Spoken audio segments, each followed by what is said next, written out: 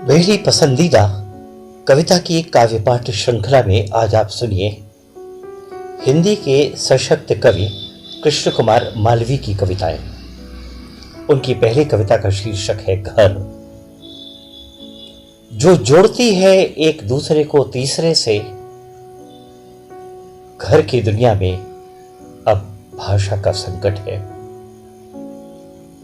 जो जोड़ती है एक दूसरे को तीसरे से, उस घर की दुनिया में अब भाषा का संकट है।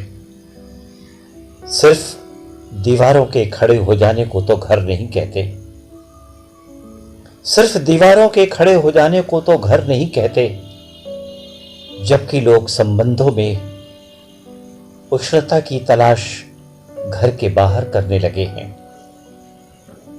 सिर्फ दीवारों के खड़े हो जाने को तो घर नहीं कहते, जबकि लोग संबंधों में उष्णता की तलाश घर के बाहर करने लगे हैं।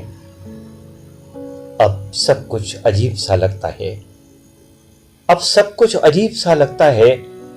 एक जैसी ही दीवार और छत के वजूद के बावजूद घर कई कई अलग अलग कमरों में व्यक्त होने लगा है। अब सब कुछ अजीब सा लगता है। एक जैसी ही दीवार और छत के वजूद के बावजूद घर कई अलग अलग कमरों में व्यक्त होने लगा है। घर अब घर वालों की मर्जी से कई कई कमरे ही नहीं बल्कि कई कई दीवारों और छतों में बदल चुका है। अब सब कुछ अजीब सा लगता है। एक ही जैसी दीवार और छत के वजूद के बावजूद घर कई अलग अलग कमरों में व्यक्त होने लगा है।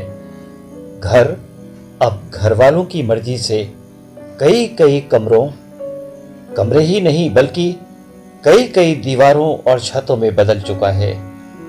घर से ही घर की पहचान समाप्त कर दी गई है। घर से ही घर की पहचान समाप्त कर दी गई है। इस घर के बुजुर्गवार से कभी आप मुलाकात करिए, इस घर के बुजुर्गवार से कभी आप मुलाकात करिए। बेहद दुख से कहेंगे, हमारे जमाने में घर घर था, अब तो घर की हैसियत चौराहे से भी बदतर है। इस घर के बुजुर्गवार से कभी आप मुलाकात करिए। बेहद दुखी होकर कहेंगे, हमारे जमाने में घर घर था, अब तो घर की हैसियत चौराहे से भी बदतर है। वो भाषा कहाँ है दोस्त, जो घर को घर से जोड़ती है, जो जोड़ती है एक दूसरे को तीसरे से। उस घर की दुनिया में अब भाषा का संकट है, उस घर की दुनिया में अब भाषा का संकट है। और अब सुनिए कृष्ण कुमार मालवीय की दूसरी कविता, शीर्षक है औरत। औरत धरती है, औरत धरती है, धारण करती है बीज आगामी फसल के लिए। औरत धरती है, धारण करती है बीज आगामी फसल के लिए। जब जब वह धारण करती है बीज, फसल होती है। जब जब वह धारण करती है बीज, फसल होती है। पर एक दिन काट ली जाती है लहलहाती फसल और औरत रह जाती है। जब जब वह धारण करती है बीज, फसल होती है, पर एक दिन काट ली जाती है लहलहाती फसल और औरत रह जाती है धरती की तरह, निपट अकेली निस्सहाय अश्रुपूरित गमगीन। जब जब वह धारण करती है बीज, फसल होती है, पर एक दिन काट ली जाती है लहलहाती फसल और औरत रह जाती है धरती की तरह, निपट अकेली निस्सहाय अश्रुपूरित गमगीन।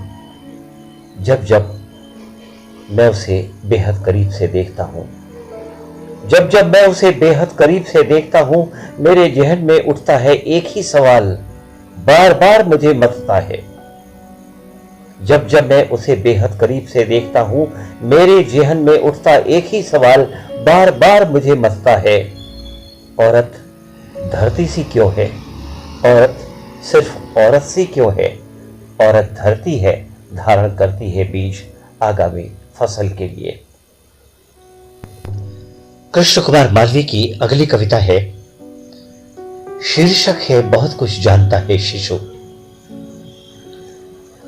जानते हो, नवजन्मे शिशु की देख रेख से ज्यादा जरूरी है उस औरत का काम पर जाना जो अपनी छाती के बच्चे को अपने 2 छोटे बच्चों और भगवान के भरोसे छोड़कर जाती है काम पर, जैसे फौजी जाता है लाम पर। जानते हो, नवजन्मे शिशु की देखरेख से ज्यादा जरूरी है उस औरत का काम पर जाना जो अपनी छाती के बच्चे को अपने 2 छोटे बच्चों और भगवान के भरोसे छोड़कर जाती है काम पर, जैसे फौजी जाता है लाम पर। शायद वो शिशु भी इस बात को समझता है भली प्रकार। शायद वो शिशु भी इस बात को समझता है भली प्रकार। तभी तो एक छोटी सी मैली गुदड़ी पर पड़ा रहता है, दिन भर जमीन पर ताकता रहता है टुकुर टुकुर आकाश को।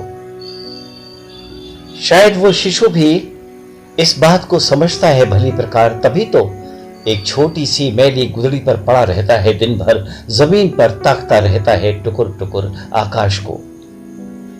बातें करता है सूर्य से, थक जाता है तो आंखें मूंद लेता है। बातें करता है सूर्य से, थक जाता है तो आंखें मूंद लेता है।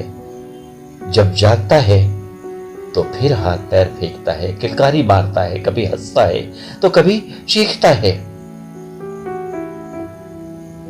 थक जाता है तो आंखें मूंद लेता है, जब जागता है तो फिर हाथ पैर फेंकता है, किलकारी मारता है, कभी हंसता है तो कभी चीखता है।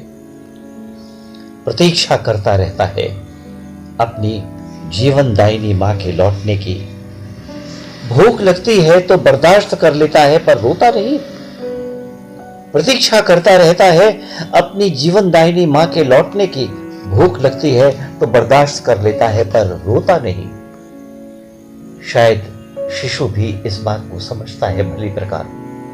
शायद शिशु भी इस बात को समझता है भली प्रकार कि कितने सारे असहाय लोग जिनका इस दुनिया में कोई नहीं, लेकिन मेरी तो एक मां है जो काम पर गई है मेरे और मेरे भाई बहनों के वास्ते। शायद शिशु भी इस बात को समझता है भली प्रकार कि कितने सारे हैं असहाय लोग जिनका इस दुनिया में कोई नहीं, लेकिन मेरी तो एक मां है जो काम पर गई है मेरे और मेरे भाई बहनों के वास्ते। मुझे दूध पिलाने से भी ज्यादा जरूरी है उसका काम पर जाना। मुझे दूध पिलाने से भी ज्यादा जरूरी है उसका काम पर जाना। नवजन्मा शिशु अभी इतना छोटा सा है। नवजन्मा शिशु अभी इतना छोटा सा है, पर बहुत कुछ जानने लगा है। जानते हो, नवजन्मे शिशु की देखरेख से ज्यादा जरूरी है उस औरत का काम पर जाना जो अपनी छाती के बच्चे को अपने 2 छोटे छोटे बच्चों और भगवान के भरोसे छोड़कर जाती है काम पर, जैसे फौजी जाता है लाम पर।